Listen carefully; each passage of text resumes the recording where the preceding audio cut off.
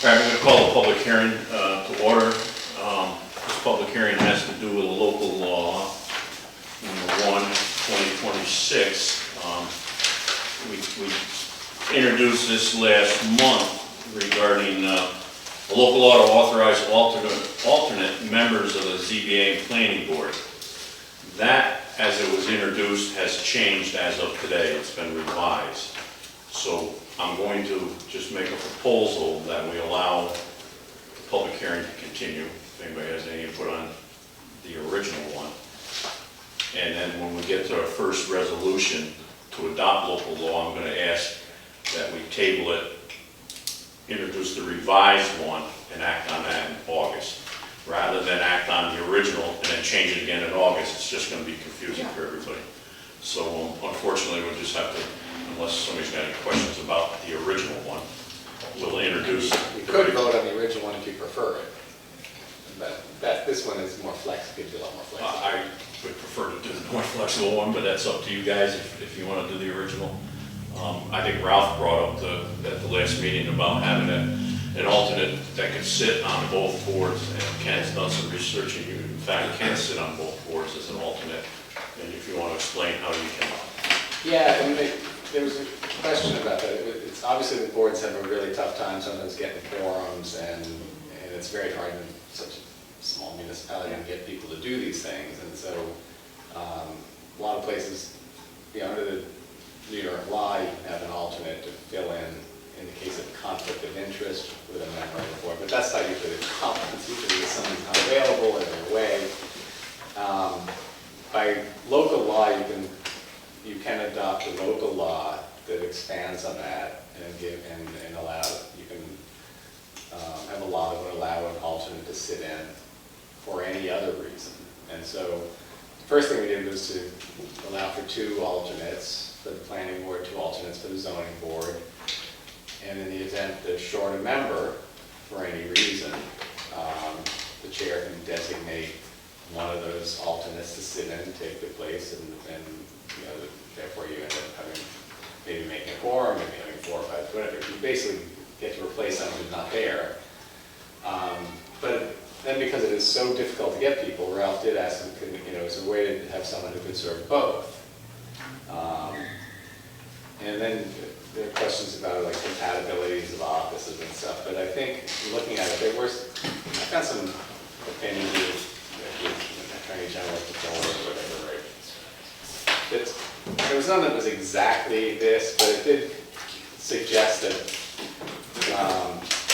it would probably be okay. But really what it comes down to a lot is the question of the conflict of offices, incompatible offices. You can't have anybody holding 2 positions that are in conflict with each other, or where one serves the other, one is subordinate to the other. But the way our zoning and planning boards are structured and authorized. Oops, sorry. That's something things going on with kids that get alarms. It's like a ring camera. But anyway, the zoning board and the planning board have completely different purviews.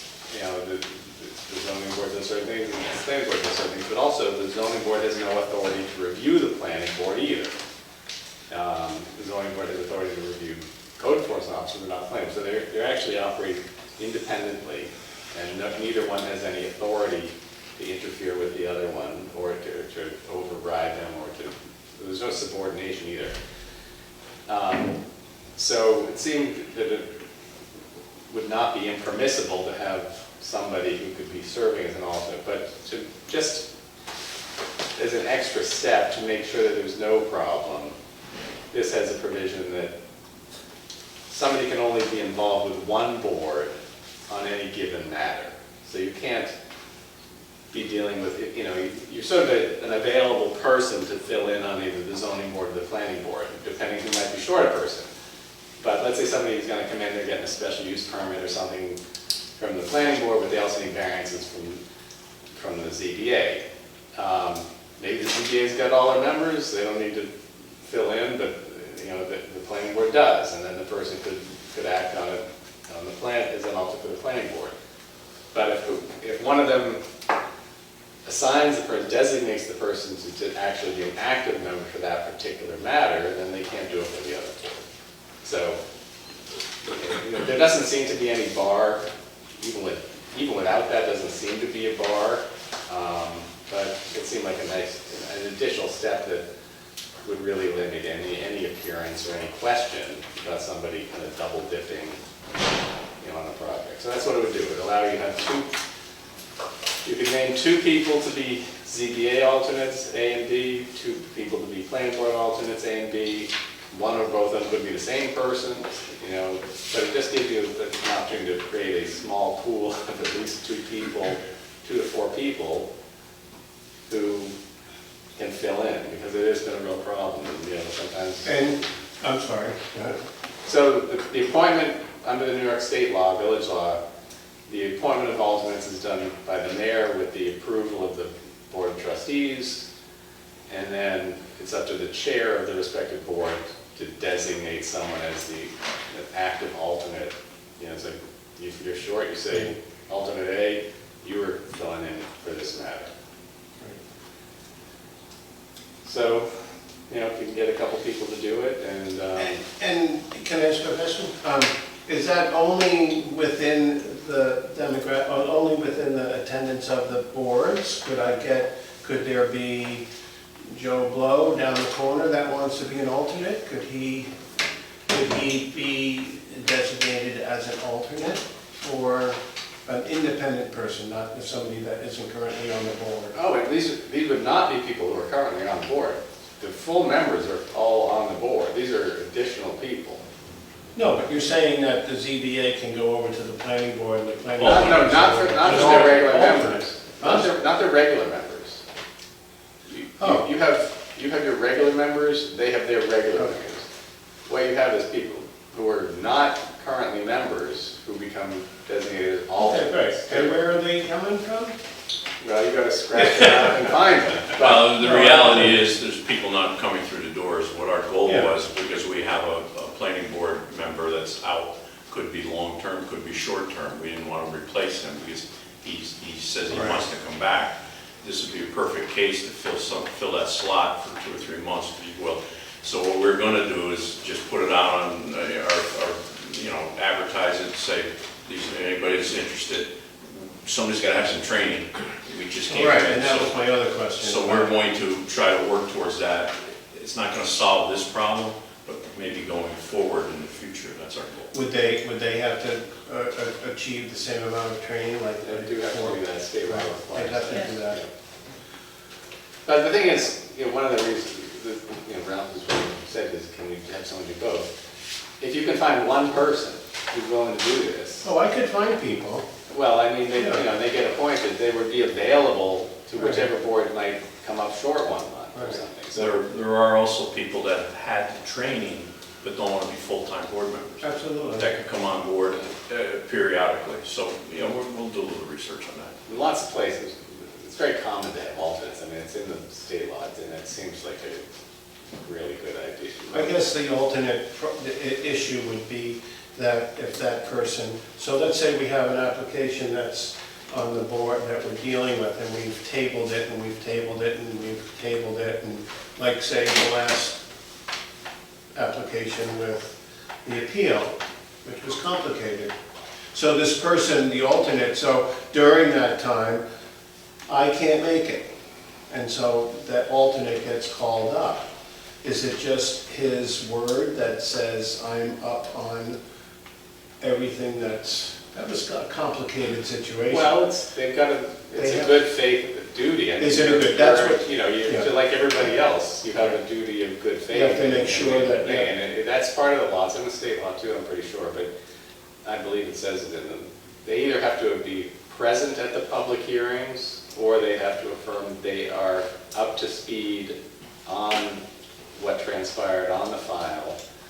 I mean, but that person, the alternate, wouldn't have to come to meetings that well, he ideally or she they wasn't would. needed. Ideally they would be at meetings, but if they aren't,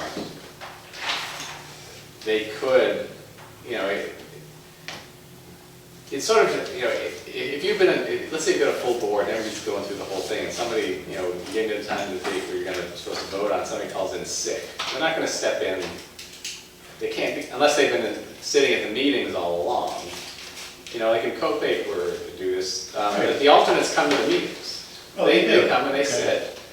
You know, they can make observations, but they're there most, you know, but they don't vote unless. Okay, something comes well, up. that's But a lot to ask, and they're getting paid as well as we would get as our stipend on the paper. Like, No, I mean, you're not doing it for the money, but that would be, they would be able to come and be, you know, we sign in our sheet. yeah, I mean, ideally, they would be there in the event that they may have to act on it. But sometimes things come up where circumstances prevent that. I mean, I did a situation in Copac a bunch of years ago where there was a very complicated thing that went on for a couple of years. And one of the members died. Right. And so there were 4. And first vote was a tie, and then we actually litigated whether that was a default, denial, or whatever. But then another member was subsequently appointed, and that person, not immediately, but did vote. But that person was a lawyer, they went into the files, they went into the, you know, they went through the materials. They spent quite a substantial amount of time getting familiar with the matter. And then they declared, you know, a formal statement at the meeting. They said, look, I have done this, I've gone through these, I feel like. And that's just their honor, their. Well, like everything else, yeah. I mean, a lot of this depends on that, you But I know. think as far as getting paid, it's only if you're actually active in the meeting. That actually is something that. That's a decision we'll make. Right. You Yeah. know, That's a decision we'll make. I mean- I want to kind of bring this to a close, Yeah. and I'll tell you why, Ralph, you were just a few minutes. This original proposal that we introduced last month, we got down as a local law, Resolution 98 to vote on tonight. I'm going to propose that we table it to August because we have a revised local law that was just introduced, hasn't been introduced, we just got today, which covers all this. So rather than hash the original, we're going to come back in another public hearing next month. That's my request. If you guys want to vote on the original and then turn around and vote on the revised one, next month I think just muddies the waters. So if I can get a motion to close this public hearing, Steve, you got anything else? I don't, but those are, yeah, well, I will the next time. And if you don't write something down or Yeah, something, yeah, so we can get you the answer and make sure you get, you know.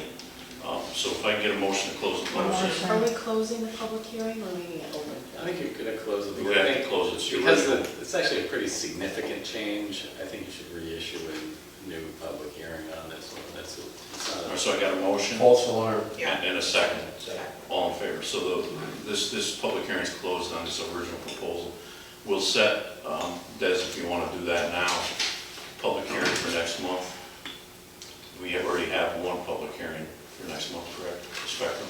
Yeah, so that one, You want to do the same time? 6:45 and 6:55 for the. 6:45 for this alternate proposal and 6:55 for the Spectrum. Okay. Okay. All right, I'll call the regular meeting to order. We'll start with the pledge to the flag. Pledge allegiance to the flag of the United States of America and to the republic for which it stands, one nation, under God, indivisible, with liberty and justice for all. Okay, thank you.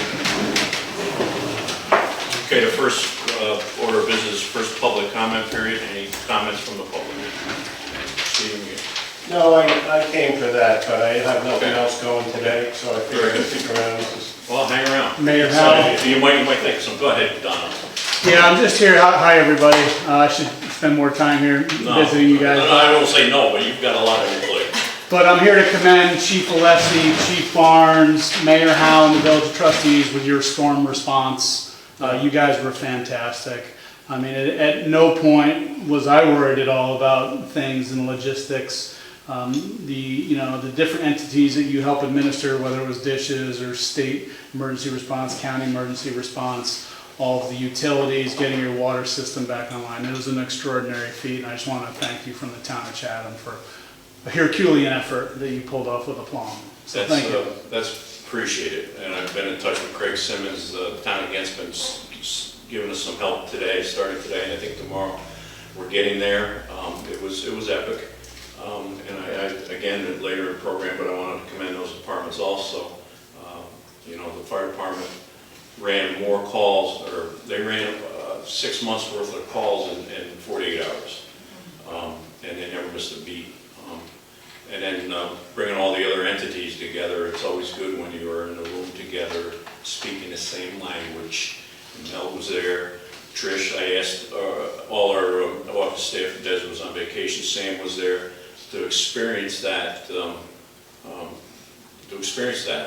done it over the years many times, but when you get to see all the players in the room, and when you need something, we needed a generator, we had no water. And our generator failed, and through dishes, and you know how the system works, within a few hours we had a generator on site, and we were up and running. God bless Phil, I wish he was here, but out there at 3 o'clock in the morning, making sure the thing's plugged in and ready to go. It was quite an ordeal, and I appreciate that. And I know we can lean on you guys, town of Chatham, town of Ghent, because we have a great relationship, and I appreciate that. Yeah, and I just want to say, I agree with you, Donnell, and our community is really lucky to have the people we have in place. We're all small but mighty. That meeting was awesome. And for me, I loved it because I do this kind of in the Finger Lakes. You always hear about it, but you never get to go to a real emergency and see it all in action. Oh, that's exciting. But it kind of is to see all the players, and like they even talked about like camp rehab. I mean, that's my nursing homes is my thing. So it was. I really liked it. Thank you for having us, John. No, it's important, and that you get into some things that are security related, and you know, the confidentiality and stuff. But anytime I've ever had the opportunity to be in one of these briefings, the more people from the outside you can bring in to experience it and then relay that to the community. You know, we got hit at 9:20 on Thursday night. I think I was home at 4 a.m. I was up at 6, and I don't know when I went back to bed. And that was not unusual, but everybody else was out there. I think Joe stayed the whole night, you know, until we had some other officers come in. Joe answered the bell, you know, to say, well, he didn't answer it really. But that's a whole nother story between him and I. But his officers were there. It was important, and he put the whole weekend in. Sam came in, worked on his days off, Friday and Saturday. Trish stopped by. So yeah, it was an experience that you don't want to have too often. But I feel very confident that this community, when the bell rings, everybody comes together. So thank you for all that. Okay. Building department, Aaron. Yes. Oh, wait a minute. Let me say, Aaron was there. I brought her out on Sunday to go look at a property, you know, with trees down. So everybody was involved. So I had 2 commercial permits and 4 residential permits that were issued and renewed, 2 new complaints, 1 closed or impounded, 2 residential, 3 commercial title searches, 1 fire inspection was done, 1 other notice was sent out to schedule, 12 residential COCCs, 5 commercial, 14 residential, 5 commercial. Permit inspections done, 4 complaint inspections completed, and 2,846 feet in payments. Thank you. Any questions for Aaron? Hearing none. Chief Alessi. I did, off topic, back to the weather emergency. I did commend and put a acknowledgement in Officer Hosier's file, Sergeant Myers' file, Officer Daly's file, and Officer Dorado's file. Those were the 4, along with myself, that were here, that came in, that covered odd hours throughout the night to ensure that there was, you know, a member of law enforcement here. So I did put, they did get recognized for that, and they have a copy of that in their file. Training, Officer Shea is in her final phase of training for her FTO. She's got about 2 weeks left. She's moving forward. Obviously, you'll see that there's a She's in her own car, so you'll see a second car on the road. She's primarily been working days because she did the first half of her training at night, so we kind of switched it up on the second half.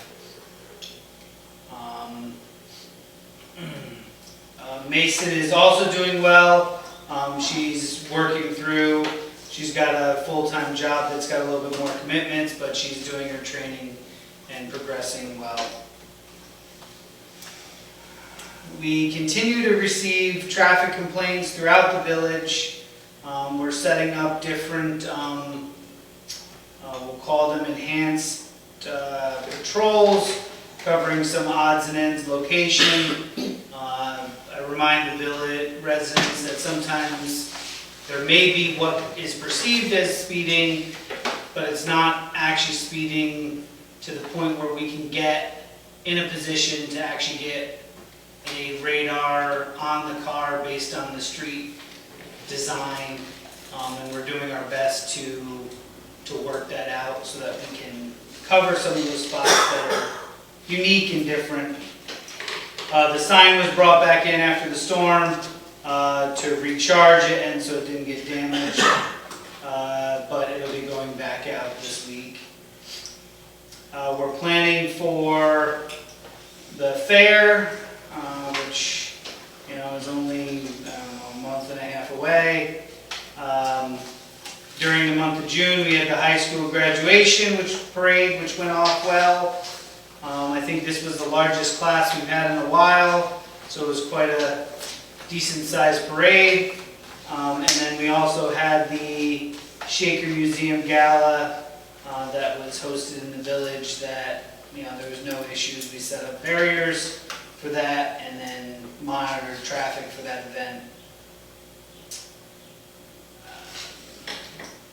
And that is it. This weekend we have the Summerfest, so I remind everyone that there'll be some traffic detours and stuff because Main Street will be closed for most of the day. That's all I have. I just want to add to Joe, you know, we had the Shaker Museum, there was a wedding on the fairgrounds, there was something else somewhere else, so when we have one event, we have 3 or 4 of them. The village has been extremely busy on weekends, starting on Thursday, right on through. The Cram's been running some special stuff, they have something special coming down the line. Yeah. They've been in touch with Joe to provide, you know, whatever extra patrols we have to. We have a county firemen's convention the week after next, no, wait a minute. Next weekend. Yeah, the last weekend in July Yeah. already. So, you know, it's been very busy. It's good in a lot of ways because you can see the foot traffic and hopefully everybody's spending money. Thanks, Joe. Any questions for Joe? Yeah, this weekend on top of Summerfest, there's also a car show in the fairgrounds. So we're gonna have both events going on. Which is a large car show. Yes. Built. All right, fire department, Mel. Yeah, so I'm not gonna go through all the details about the response, but he wrote in here that on average, they get 140 emergency calls a year, and during the 96 hours of the storm, they got over 50. That's pretty outstanding. He talked about all of the 300 hours that were logged in by the responders, how they set up a station, a joint cooperative command post with the fire department and all the other groups. I just don't want to read through all this because we've kind of talked about it a lot, but really a big thanks to all the leadership at the fire department for really getting people together. They also, I like this too, reevaluated like what worked well and what didn't, so that they can improve on those things, that if this ever happens again, which we hope it doesn't anytime soon, there'll be some improvement. In the general report, they had several monthly drills, which included the hose advance, initial attack, extrication, and ventilation. We trained with our new battery-powered vent saw.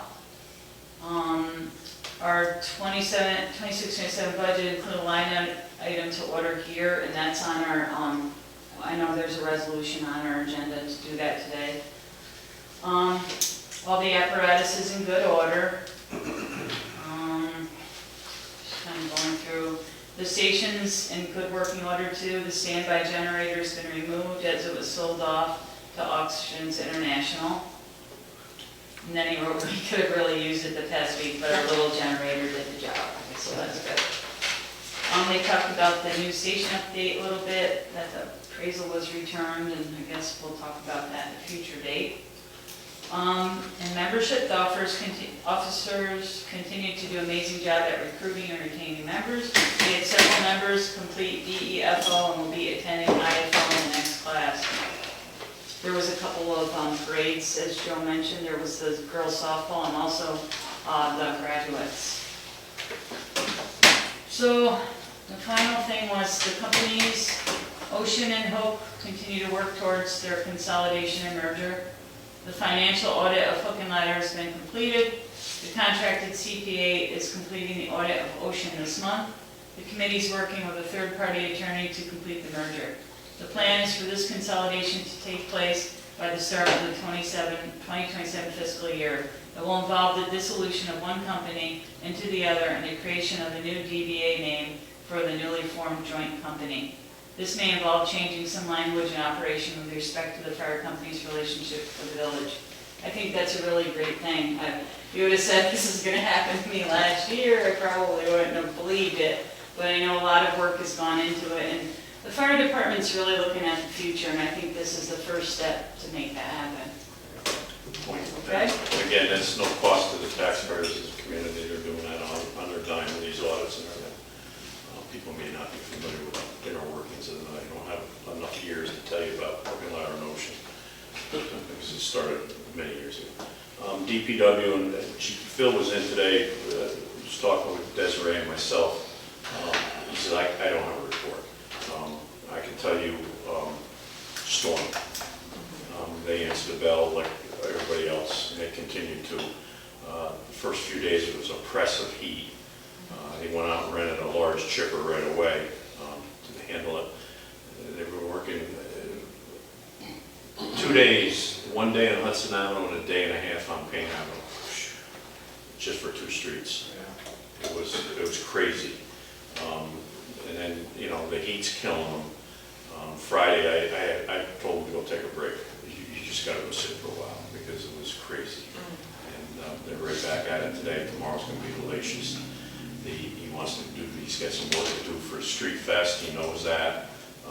So things don't stop when these storms hit. There's other things that have to be maintained, the water and the sewer. Something that's coming down the pipe, we just got notified just like yesterday from DEC. We have to start testing for PFAS in our sewer sludge. Our sewer sludge, I think we allocate about $20,000 annually to have that removed. It goes to waste treatment in City Hall. Phil's really concerned because if PFAS shows up, and it probably will, he says you're talking maybe hundreds of thousands of dollars, not 20,000, hundreds of thousands of dollars to dispose of it. There's no serious numbers yet. I don't want to, the sky's not falling, but I want to let you know that the state of New York is telling us to test for PFAS. Oh, and if it's got PFAS, figure out how you're going to pay for it. So stay tuned on that. We just got that notification from DEC. Every municipality is going to have to do that. And PFAS is becoming more and more prevalent, as we all know, with our water project. Again, that's going well. Pun intended. We've had a number of meetings with Labella on a regular basis. We're going to start. They just tested the test wells out there for all these chemicals and stuff. We're waiting for the results to come back. We're confident that that'll be fine. So that might be within a month. At the August meeting, Municipal Solutions, who is going to be helping us with our financing, will have a proposal for us to a resolution to bring them on board to work with the financing. If the water samples come back fine, one of the wells, potential well sites, is within 200 feet of a property that we do not own. The health department requires us to have 200 feet around all our wells. The best one seems to be the one that's closest to the property. So we're going to be talking to the adjacent property owner, which we don't expect a problem, to maybe purchase a small piece or swap a piece of that property so that we can have the 200-foot radius, if you will. So those things are all going parallel with the storms and everything else. But right now, I have no complaints with Lobella's. They've kept us up to speed. And again, it's moving on target at this point. Any questions? Okay. I need a motion to approve the minutes of June 8th, 2026 regular meeting. Motion. And a second. Second. All in favor? I need a motion to approve the budget to actuals for June 2026. Can I get a motion? Motion. And a second. This next resolution, 98 of 2026, to adopt local law of 1 of 2026, I'm going to ask that we table that. So can I get a motion to table it? Motion. And a second. Second. Resolution 99, authorizing the mayor to sign a lease renewal agreement with the town of Chatham for the use of the courtroom office space at Trace Memorial for a one-year period, August 1st, 2026 to July 31st, 2027, at the same rate of $1,650 per month. Can I get a motion? Motion. And a second. Second. And the reason why I don't move this forward for, say, an increase, the last 2 years, the courts have worked very hard and been very gracious in getting grants to replace the windows. So that they've done 2 phases, so the second floor is done. Joan has been down here, kind of cooperatively working with us. She thinks she can pull off, because this is an alternate courtroom for handicapped in Trish's office, to do some more windows on the next grant. And I think outside of that, we will pick up the cost of the remaining windows, so that both the first and second floor will be done. So again, I can't see raising our lease rate when the town's helping us out. Any questions? All in favor? Aye.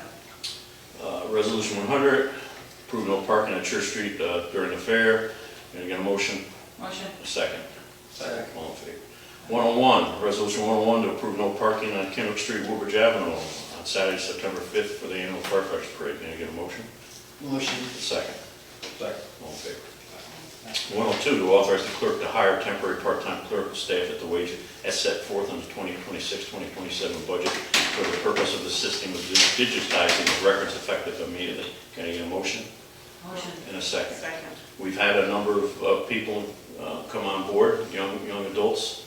Some have left, so we need that option for Desiree when somebody's available to be able to bring them on board. It seems to be working great. All in favor? Aye. Resolution 103 to approve Calarusa and Son proposal for paving a portion of Kennewick Street and a portion of Payne Avenue North in an approximate amount of $68,350 in accordance with New York State OGS contract. $30,000 will come from the highway reserve funds and the balance using CHIPS money. Can I get a motion? Motion. And a second. Second. Any questions on that? Yeah, what part of Kinderhook? From the town line down to Shore Road. Okay. There's an area there that's, well, first of all, at the town line, there's a huge hump. We're going to mill that off, and instead of just milling and doing 100 feet, we're going to come down to Shore Road, because there's an area with alligator cracks and stuff in front of where Joanne Warner lives at the Rossi. So we decided to do that whole portion. And then again, Payne Avenue from Elm Street to Coleman. Any other questions? All in favor? 104, to approve purchase of fittings for the Gantt meter project from E.J. Prescott, the amount of $8,824.61 using the ARPA funds. Can I get a motion? Motion. And a second. Second. The ARPA funds, Trish, explain those, because this is the end of them, right? It is the end of them, yeah. And that was during the pandemic. Correct. And they extended them for quite a bit, but we have to use them before December of this year. And what we had is we had a meter between the village and the town of Gantt, which went bad back when we did some water main work. So we're not able to meter, not that it changes anything, because all the houses have meters in, but it's nice to know what's going outside of the village. So Phil's got this proposal to do this. Do I have a first and a second on that? I do. All in favor? Aye. Resolution 105 to approve advanced tank and infrastructure solutions water tank inspection proposal in the amount of $8,550 for inspection of both water tanks and to make any necessary repairs. Can I get a motion? Motion. And a second. Second. All in favor? Aye. 106, resolution 106 to approve the CFD to purchase 4 sets of gear from Golden Fire Rescue. You see the quote number according to New York State contract, line first responder, in the amount of $17,455.20. It's been planned in their budget. Can I get a motion? Motion. And a second. Second. All in favor? Aye. Just hold that thought for a minute. $17,455 to put clothes on 4 people. 4 people. And that's just a coat and pants. That's not helmet, gloves. That's not boots. Crazy. That's not a Air radio. packs or That's anything not an like air that? pack. That's just 4 people, and we have around 35 active members. Resolution 107 to approve a one-time sewer relief account number 41-0169 Hudson Avenue, the estate of Margaret Knight, in the amount of $350.94 due to a boiler failure and frozen pipes in the basement. I hear a motion. Motion. And a second. Second. All in favor? Resolution 108, we've talked about this for parties which maintain a municipal police department or office of sheriff to approve intermunicipal police equipment sharing agreement between the Village of Chatham, Columbia County, and the City of Hudson, towns of Greenport, Stockport, the Village of Philmont, to establish a cooperative framework for temporary sharing and use employment in return of specialized law enforcement equipment that's not always available in their own agencies. Primarily, we're talking these barricades. Can I get a motion Motion. and a second? Second. All in favor? This next one opens it up a little bit more because if, say, a town doesn't have a police force, we can work an agreement with them. Resolution 109, to authorize the Chief of Lessee to sign an intermunicipal police agreement, sharing agreement between the Village of Chatham and Columbia County, the City of Hudson, the towns of Greenport, Stockport, and Village of Philmont. Can I get a motion? Motion. And a second. Second. All in favor? Aye. Resolution 110, to accept Berkshire fence proposal dated July 9th for labor and materials to make emergency repairs to existing 8-foot-high galvanized fence which was damaged during the storm. This is around the water tower on Greenwood Avenue. Can I get a motion? Motion. And a second. Second. We did talk to the insurance company. The proposals for $6,100 and change. Our deductible's $5,000. They didn't think it was a good idea to put in the claim, so Phil's got the money. He doesn't know it yet, but he's got the money. All in favor? Aye. A couple items for discussion. We set a public hearing for Spectrum Charter agreement renewal. Ken has reviewed that. It's a boilerplate. It's just a formality. They do it every 5 years. September meeting is Monday, September 14th, not the 7th, which the 14th is the second Monday of the month. That's right. I'm reading it tonight, I'm going, what did I miss here? Anyhow, speaking of, we talked a little bit of traffic on Austin Street, State Route 295. I did talk to Supervisor Collins. I know there's, actually Stephen worked on some of it for the town to get a reduction coming into the village, what might be needed on our half to take a look at some of these areas, mainly Austin, Spring Street, where it all come together here. I'll talk to Joe a little bit more about it, but maybe we'll reach out to the Columbia County Traffic Safety Board, and if we have to get letters out to DOT to come do a study, we'll see what we can do in that regards. But we have received a couple of letters regarding speeding on Oslo Street again, and as Joe stated, we go out there and put the signs out, and while it's perceived as speeding, it's not as fast as what our law says is 70 miles an hour. So we can take a look at that. We will look. Any consideration of maybe doing a three-way stop at Jones Avenue and Austerlitz, just to force them to stop and slow down? And I think we can look at that. Yeah, Yeah, that would be a good job. we'll take a look at that. Good point. The next one's storm situation. The phone's ringing off the hook. Phil's was ringing on Sunday when he come to get my trash, or my trees. And it's like he put his phone in his house. You can only ask for so much. We've tried to put it out on social media. Desiree put another blurb out today that we're going around one time and get your stuff out there. And, people seem to be getting a little bit better now. There's a lot of unknowns there, and how long, how big, and we're taking everything at this point. We even stopped shipping today because it's taking so long. We're loading the trucks with the limbs and taking them to the sewer plant and dumping them there without the manpower and the labor. We're trying to get it done as quick as we can again also. We've taken on an enormous amount of wood and lumber, and that will be burned to that pile. So that's the update on the storm. Second public comment period. Any comments from the public? I'd like to make a comment about the speed and traffic on Oslo Street. I like the idea of a three-way stop sign. I never even thought of that, but I wanted to see about the police reports, and I just was too busy to figure out how many accidents were recorded at Austerlitz and 295, because... Did anybody get back to you? Because you have to go to the sheriff's department, state police, we only Yeah, I maintain. did, yeah, Desiree, We only maintain what we do. right, So you will have to do that. I okay, mean, we can nose around a little bit, but, okay. it'll be FOIL requests for all of that. And then, and I would segue into that, into just an update on what's going on with sidewalks going down Austerlitz Street. Absolutely nothing at this point. I mean, you know, Because, well, cost, number one. You know, if we can find some money, you know, we're allocating money in other areas, obviously. Got a $7.1 million water project that we're committed to.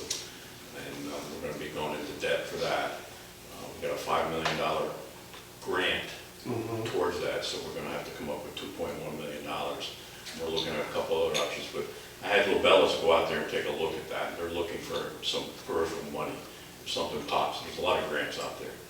They are looking, so if something comes up where we can get... Lobellas is, Lobellas is our engineering firm we use. oh, I get pizza from them. Well, you can if you want, but they do everything. They do, you know, but Lobellas is a... Well, I just wanted to remind the board and remind everybody that, you know, it's such a dangerous situation, and one lawsuit, one accident is going to be way more expensive Oh, yeah, but it's... than acting and being proactive on that corner. So that's been a pet peeve of mine, or it's been a concern of mine. Now that I don't even live on Jones Avenue, I'm still concerned about it, because it's just, to me, I know running the village and paying for things and allocating money is a lot more difficult than where I'm sitting, but to me, it's a no-brainer. We talk about safety, we talk about police, we talk about fire, we talk about all of these things about safety, and we have people walking right down in the middle of that street. It is- Understood. And again, we which got is- Lobellas looking for some money. Okay, well, that would be great. And then another segue into that would be the thought about, and I mentioned this at another meeting, about lowering the speed limit in the village of Chatham, in the village streets. Yeah. Not state highways, but lowering it from 30, and I'll go low to 20, thinking maybe I'd get 20, we'd get 25. If I was selling a car, I'd go high.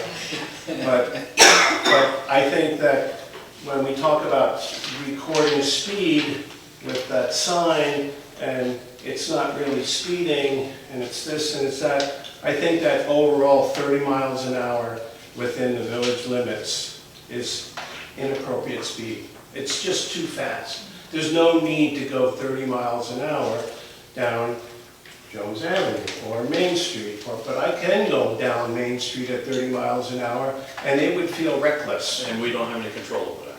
I know that, We do to a certain extent. I know that. And a lot of our calls, a lot of my complaints are Main Street. Right. And, you know, I can send it to... And I understand public that, safety. I understand that, but I'm talking about all other village streets, Sure, which no, I understand could be changed by a majority vote.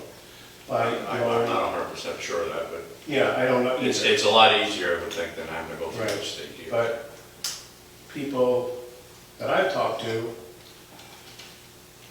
everybody says it's too fast. People are driving too fast. 30 miles an hour is not necessarily enforced.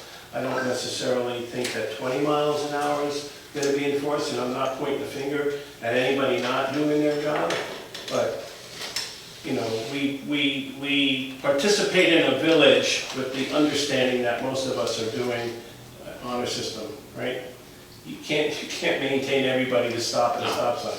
Point well taken. Yeah, so those are my Okay. comments. Anything else? Anybody else? Hearing none, can I get a motion to adjourn? Motion. In a second. Second. All in favor? Thank you.